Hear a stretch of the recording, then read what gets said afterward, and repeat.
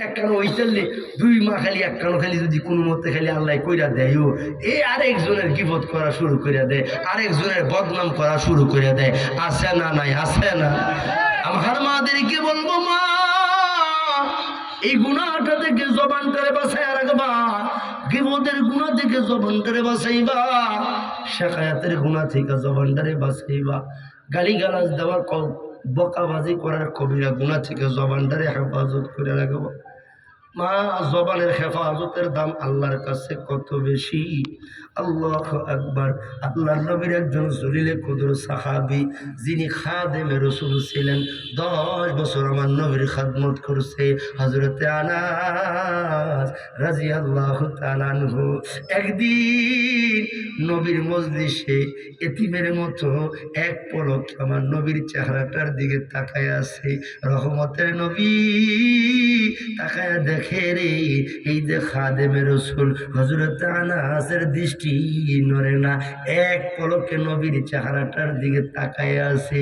রহমতের নবী ডাক দিয়া কয়, আনাস, তোমার চাউনি দেখে বোঝা যায় তুমি বুঝি আমার কাছে কোনো কিছু জিজ্ঞাসা করার জন্য আসছো। হযরতে আনাস কয়, নবী গো, যদি আপনি গোসা না করেন, রাগ না করেন, গোশটা কি বেয়াদবি যদি না নেন, নবী গো, যদি আপনি রাগ না করেন, আমি একটা বিষয় আপনার কাছে জানবো। রহমতের নবী কয়, আনাস, আমি রাগ গোসা করার নবী না, আমি উম্মতের দরদি নবী। আল্লাহু আকবার। হযরত আনাস খাদেমে রাসূল, হযরত আনাস ডাক দিয়া কয়, নবী গো, জবানের গুনাহ থেকে জবানটারে হেফাজত করে রাখা। জবানে যত গুনাহ আছে বাবা, সবগুলা গুনাই হলো কবিরা গুনাহ। মিথ্যা কথা বলা জবানে কবিরা গুনাহ, কারো গীবত করা জবানে কবিরা গুনাহ, কারো কুচ্ছা রটনা করা, বদনাম করা, এগুলা কবিরা গুনাহ। যেগুলা জবান দিয়া হয়, এই জবানের এই বড় বড় গুনাহ কবিরা গুনাহ। গুনাহে কবিরা থেকে, জবানের গুনাহ থেকে জবানটারে হেফাজত করে রাখা উত্তম না আল্লাহর ঘর বাইতুল্লাহতে 1000 রাকাত নফল নামাজ পড়া আল্লাহরে খুশি করা উত্তম। রহমতের নবী ডাক দিয়া কয়, না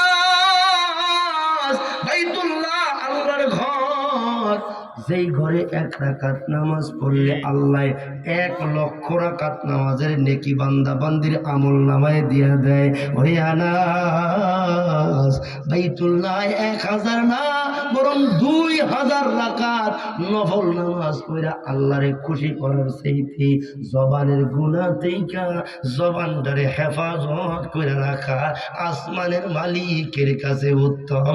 জোরে কন্যা সুবহানাল্লাহ।